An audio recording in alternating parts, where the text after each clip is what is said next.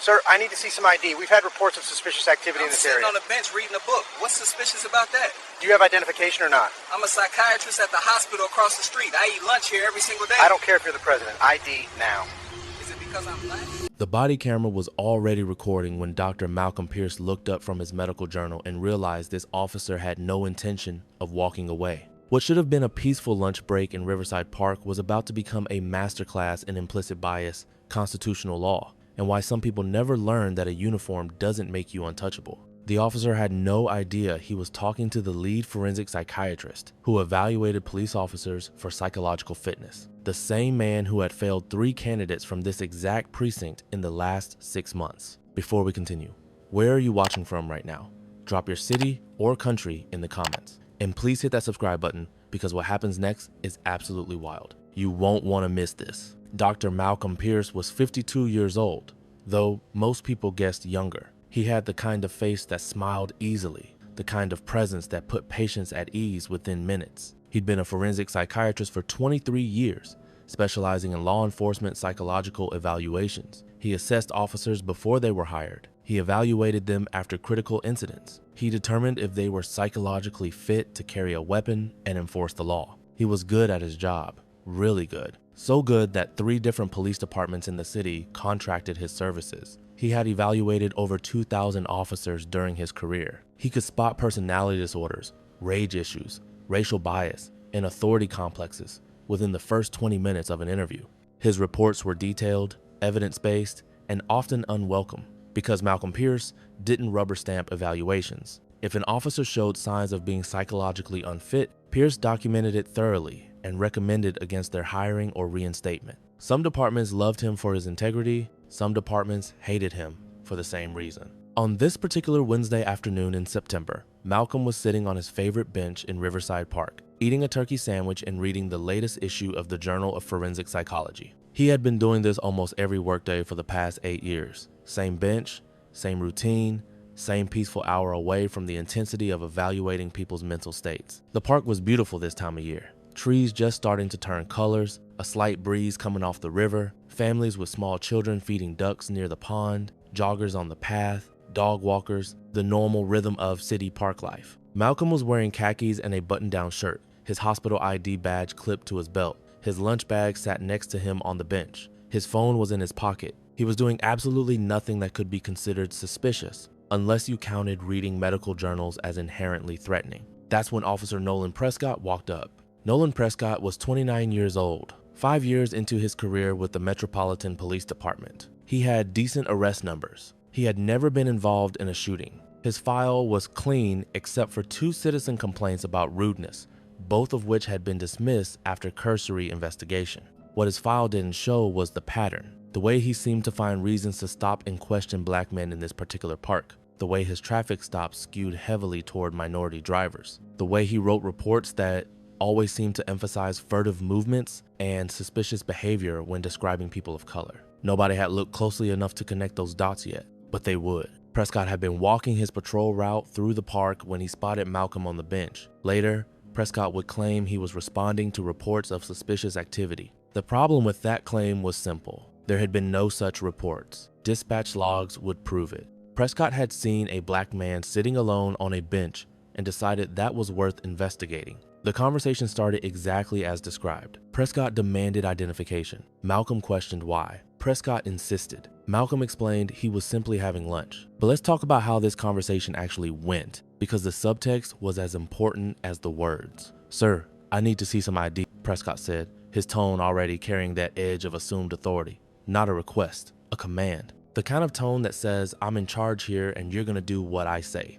Malcolm looked up from his journal. He took in the officer's stance, the hand resting on the belt near the weapon, the body language that screamed confrontation. He'd seen this exact presentation hundreds of times in his evaluation sessions. Overcompensating authority, unnecessary aggression, classic signs of someone who used the badge to feel powerful. "I'm sitting on a bench reading a book," Malcolm said calmly. "What's suspicious about that?" The question was reasonable, neutral, non-confrontational, but Prescott heard it as challenge. "Just comply with my request," Prescott said, his voice harder now. "Do you have identification or not?" Notice the phrasing, not "can I see your ID" or Would you mind showing me identification?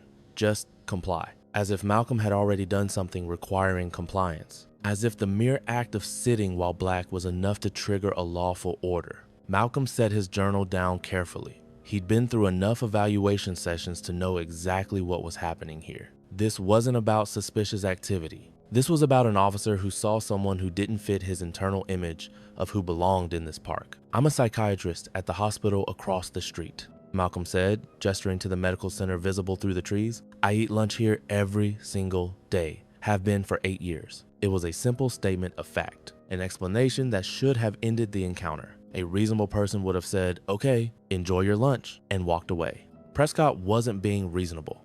That doesn't answer my question, he said. ID now. Have you ever been questioned by police for doing absolutely nothing wrong? Drop a comment and let me know. Malcolm could have shown his ID at this point. It was right there in his wallet. Hospital credentials, driver's license, even his consultant badge for the police department's psychological services division. He could have pulled it out, flashed it, ended the whole thing. But Malcolm Pierce hadn't spent 23 years evaluating police officers without learning something important. When you comply with unlawful orders, you validate them. You teach officers that they can demand compliance without cause. You reinforce the exact behavior that leads to rights violations. So he asked a different question. Officer, under what legal authority are you demanding my identification? Prescott's jaw tightened. Malcolm saw it immediately. That micro expression of frustration when someone doesn't just roll over. I don't have to explain myself to you, Prescott said. This is a lawful order. Failure to comply is obstruction. Actually, Malcolm said, his voice still calm, still professional. Under High-Bell versus Nevada, you need reasonable suspicion of criminal activity to require identification. I'm sitting on a public bench during daylight hours. What specific articulable facts give you reasonable suspicion that I'm engaged in criminal activity? Prescott hadn't expected that. Most people he stopped didn't cite Supreme Court cases. Most people just handed over their ID and accepted whatever treatment they received. We've had reports of thefts in this area, Prescott said, changing tactics. I'm investigating. What was stolen? When? What's the report number? Silence. Because there was no report. There had been no thefts. Prescott was making it up as he went along, hoping Malcolm would just comply before the lie became obvious. Malcolm waited. He was very good at waiting. Years of sitting across from officers who were trying to hide psychological issues had taught him that silence was a powerful tool. People filled silence. They revealed themselves. Look, Prescott said, his tone shifting to something that was probably meant to sound reasonable. I'm just trying to do my job here. This park, you know, we get a lot of problems. I'm sure you understand. Just show me your ID and you can get back to your lunch. This park, we get a lot of problems. I'm sure you understand. The subtext was screaming. This park wasn't supposed to be for people like Malcolm. Problems meant people who looked like Malcolm. I'm sure you understand meant Malcolm should accept his place in the hierarchy and comply. Malcolm had heard this language 1,000 times. In evaluation sessions when officers tried to justify their actions, in incident reports that danced around explicit racism while soaking in it, in the careful phrasing that was meant to avoid liability while still expressing bias. He was tired of it. Officer, I'm going to explain something to you, Malcolm said. You approached me without probable cause. You demanded identification without reasonable suspicion. You've now claimed there are theft reports that I'm certain don't exist. You're violating my Fourth Amendment rights, and you're doing it because you made an assumption about me based on how I look. Prescott's face flushed. This has nothing to do with what? Malcolm asked quietly. What were you about to say? Prescott stopped himself. But they both knew what he had almost said. This has nothing to do with race. The denial that every officer makes when they're caught profiling, the reflexive defense that proves they know exactly what they're doing. What's your badge number? Malcolm asked. You don't need my badge number. You're not being detained. Am I free to go? The question hung in the air. It was the magic question, the one that forced officers to make a choice. Either I'm being detained, which requires reasonable suspicion, or I'm free to go, which means this encounter is voluntary and I can end it. Prescott couldn't answer. If he said yes, Malcolm would leave and the officer would lose face. If he said no, he'd have to articulate legal grounds for detention that he didn't have. I'm asking you to voluntarily provide identification, Prescott finally said. And I'm declining your request, Malcolm responded. Am I free to go or am I being detained? Sir, you're being difficult. No, officer, I'm asserting my constitutional rights. There's a difference. Now, am I free to go? Prescott's hand moved toward his radio. Malcolm saw it and understood immediately what was about to happen. Prescott was going to call for backup. He was going to escalate because his ego couldn't handle being challenged. "Before you call for backup," Malcolm said, "you should know that I'm Dr. Malcolm Pierce. I'm the forensic psychiatrist who conducts psychological evaluations for the Metropolitan Police Department. I evaluate officers for fitness for duty. I've personally evaluated probably 100 officers from your precinct, and everything that's happening right now is going into a report that your superiors are going to see." Prescott froze. His hand hovered over the radio. His face went through several expressions in rapid succession. Confusion, recognition, fear, anger, denial. "I don't believe you," he finally said. Malcolm reached slowly into his pocket. He pulled out his wallet and extracted a business card. He held it up where Prescott could see it. "Dr. Malcolm Pierce, MD, Forensic Psychiatry, Police Psychological Services Consultant, Metropolitan Police Department." Prescott stared at the card. You could see his mind working, trying to figure out if this was real, trying to calculate how much trouble he was in. "You can call the department's Psychological Services office," Malcolm said. "Ask for me. They'll confirm. Or you can check your own precinct's files. I evaluated 3 candidates from your station in the last 6 months alone. Failed all 3 for psychological unfitness. Type karma if you think this officer just learned a hard lesson." The silence stretched out. Other people in the park had started to notice the encounter. A woman with a stroller had stopped on the path, watching. 2 teenagers on bikes had slowed down to see what was happening. An older man walking his dog was standing about 20 feet away, clearly listening. Prescott was aware of the audience, aware that he had just confronted his department's psychological evaluator, aware that everything he'd said and done in the last several minutes was probably going to end up in a file somewhere. "I was just doing my job," Prescott said quietly. "No," Malcolm corrected him. "You were violating my rights because you made assumptions about who belongs in this park. That's not your job. That's bias, and it's exactly the kind of behavior that should disqualify someone from law enforcement. I didn't. It wasn't about—" Prescott stopped again. Every sentence he tried to construct just made it worse. Malcolm stood up. He gathered his lunch bag and his journal. He looked Prescott directly in the eye. "Badge number, name, station. I'm filing a formal complaint, and I'm documenting this encounter in my professional capacity as a police psychologist. You violated my rights. You demonstrated clear signs of implicit bias, and you attempted to use your authority to cover for the fact that you had no legal basis for this stop." Prescott gave him the information. "Badge 5439, Officer Nolan Prescott, 12th Precinct." Malcolm wrote it down in the margin of his journal. Then he walked away. The whole encounter had lasted 8 minutes. 8 minutes that would end Nolan Prescott's law enforcement career. Malcolm didn't wait until he got back to his office. He sat down on another bench, out of sight of Prescott, and called the Metropolitan Police Department's Internal Affairs Division directly. He knew the number by heart. He'd called it before when he'd observed officer misconduct. "This is Dr. Malcolm Pierce," he said when someone answered. "I need to file a formal complaint about an officer who just violated my 4th Amendment rights in Riverside Park." "Yes, I'll hold." The complaint process was smooth because Malcolm knew exactly what information to provide.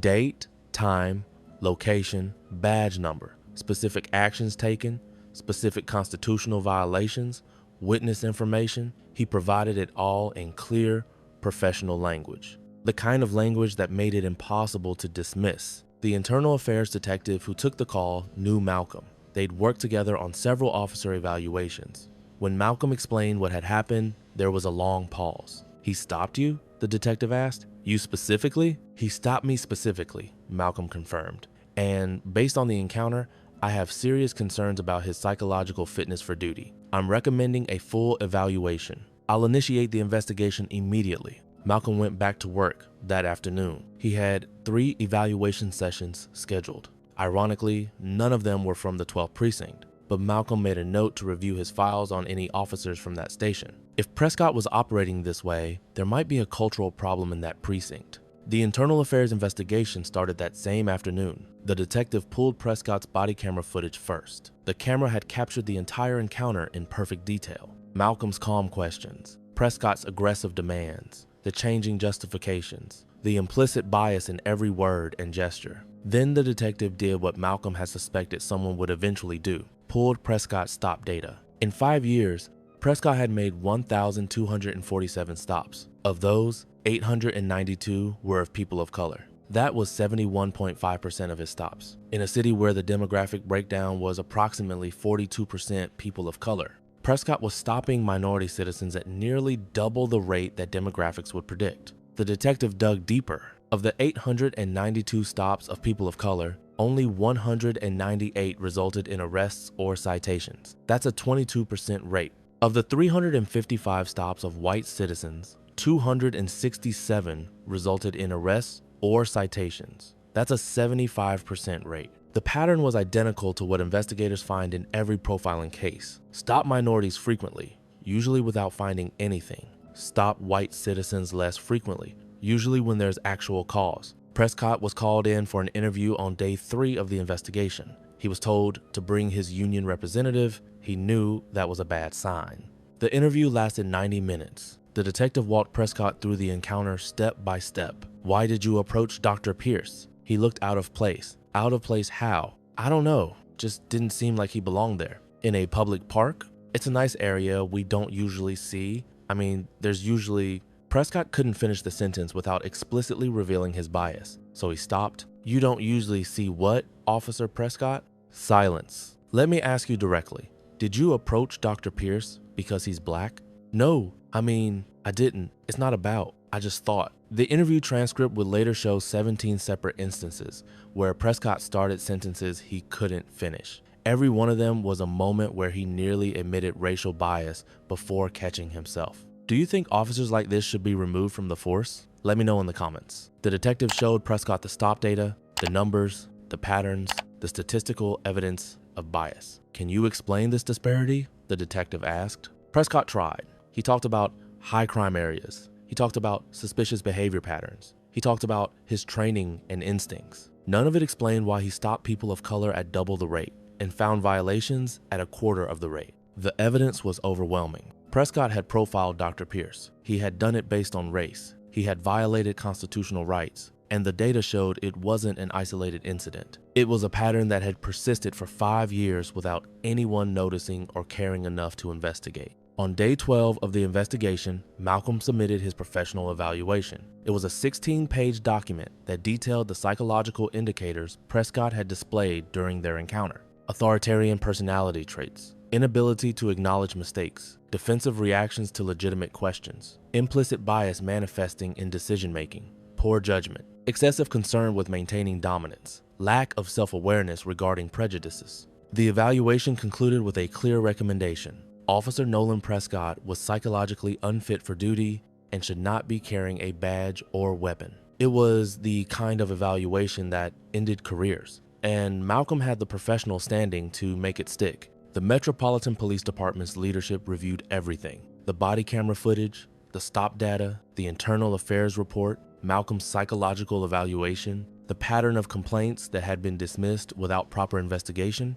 They had several options. They could give Prescott additional training, they could reassign him, they could suspend him and hope it blew over, or they could actually hold him accountable. For once, they chose accountability. Officer Nolan Prescott was terminated on day 28 of the investigation. The termination letter cited multiple policy violations, pattern of discriminatory behavior, violation of constitutional rights, and psychological unfitness for duty per the evaluation of the department's consulting psychiatrist. Prescott appealed. His union fought hard. They argued that Prescott had made a mistake, that he deserved another chance, that termination was too harsh. The appeals board reviewed all the evidence. Then they asked Prescott's union representative one question. If we reinstate this officer and he violates someone's rights again, are you prepared for the department to be sued for millions because we ignored clear evidence of a pattern? The union representative couldn't answer that question the way Prescott needed him to. The termination was upheld, but Malcolm wasn't done, because the encounter in the park wasn't just about Prescott.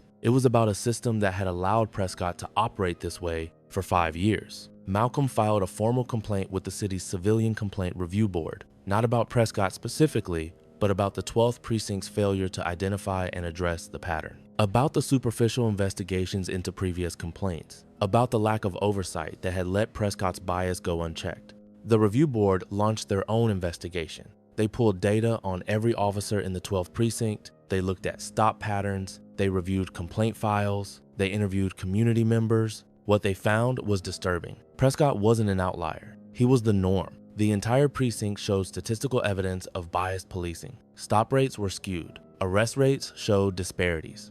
Use of force incidents were concentrated in minority neighborhoods. The precinct had a culture problem, and Prescott was just a symptom. The review board issued a scathing report. They called for the precinct commander to be replaced. They demanded new training protocols. They required independent monitoring of all stops. They mandated data collection and quarterly reporting. The police union called it an overreach. The community called it long overdue. The city council, facing pressure from civil rights organizations and the threat of federal intervention, sided with the review board. The reforms were implemented over the next 6 months. Some officers resigned rather than work under the new scrutiny. Some adjusted their behavior. Some kept doing what they'd always done and found themselves facing discipline for the first time in their careers. Type finally if you think these changes were necessary. Malcolm continued his work as a forensic psychiatrist. His encounter with Prescott became a case study he used when training new evaluators. He showed the body camera footage in presentations about implicit bias and officer psychology. He continued eating lunch in Riverside Park. Same bench, same routine. But now, when officers walked by on patrol, they nodded politely and kept walking. Word had gotten around about what had happened. Nobody wanted to be the next Officer Prescott. The lawsuit came later. Malcolm filed a federal civil rights complaint 6 months after the termination. His wife had been hesitant at first. "Do we really need to go through all this?" she'd asked. But Malcolm was firm. This wasn't optional. The complaint alleged violation of Fourth Amendment rights, racial profiling, failure to train and supervise, and creation of a culture that tolerated discriminatory policing. The city's lawyers looked at the evidence. They looked at Prescott's termination. They looked at the review board's findings. They looked at the statistical data. They looked at Malcolm's credentials and his role as a police psychologist. They settled quickly. The terms included a payment to Malcolm of $680,000 and an agreement that the city would implement additional reforms beyond what the review board had already required. Malcolm kept the money. He and his wife had been talking about retiring early, maybe buying a small place near the coast. The settlement made that possible. Some people criticized this, saying he should have donated it to charity or refused the payment on principle. But Malcolm had a different view. "I was violated," he told a colleague who asked. "My rights were trampled because of the color of my skin. That has value. The city needs to feel the financial consequences of allowing officers like Prescott to operate. If I refuse the money, I'm telling them violations are free." He used part of the settlement to set up a college fund for his nieces. Another portion went toward the down payment on that coastal property. The rest went into retirement savings. It was his money. He'd earned it by standing up for his rights when it would have been easier to show his ID and move on. Officer Nolan Prescott never worked in law enforcement again. He tried to get hired at other departments, but the termination for cause and the psychological unfitness determination made it impossible. Most departments ran background checks. Most departments saw the red flags. He found work in private security for a while, but even that didn't last. His bias issues followed him. Complaints from clients, incidents where his judgment was questioned. He eventually left security work entirely. In later interviews, Prescott would claim he was railroaded, that the department had thrown him under the bus, that the system had become too politically correct. He never acknowledged his pattern of stops. He never admitted his bias. He never took responsibility for violating Malcolm's rights. Some people never learn. The 12th Precinct underwent significant changes. New leadership, new training, new accountability measures. The stop data over the next 2 years showed improvement. Not perfection, but movement in the right direction. Other precincts across the city implemented similar reforms, some voluntarily, others after their own investigations revealed similar patterns. The body camera footage of the encounter was never released publicly per the settlement agreement, but it was used extensively in police training. New recruits watched it as an example of what not to do. Supervisors used it to train officers on recognizing and addressing implicit bias. Law enforcement psychology programs across the country added the case to their curriculum. It became a textbook example of how bias manifests in policing and why psychological screening is critical. Malcolm gave occasional talks at police academies and universities. He always told the same story: the park bench, the unlawful stop, the officer who couldn't articulate reasonable suspicion because there was none. He emphasized that this wasn't about one bad officer. It was about systems that allowed bad officers to operate unchecked, about departments that dismissed complaints without real investigation, about a culture that valued loyalty over accountability. And he always ended with the same message: rights only matter if people are willing to assert them, even when it's uncomfortable, even when there's a badge involved, even when compliance would be easier. The park bench where it all happened is still there. People sit on it every day, completely unaware that it was the site of an encounter that changed department policy, ended a career, and became a case study in police reform.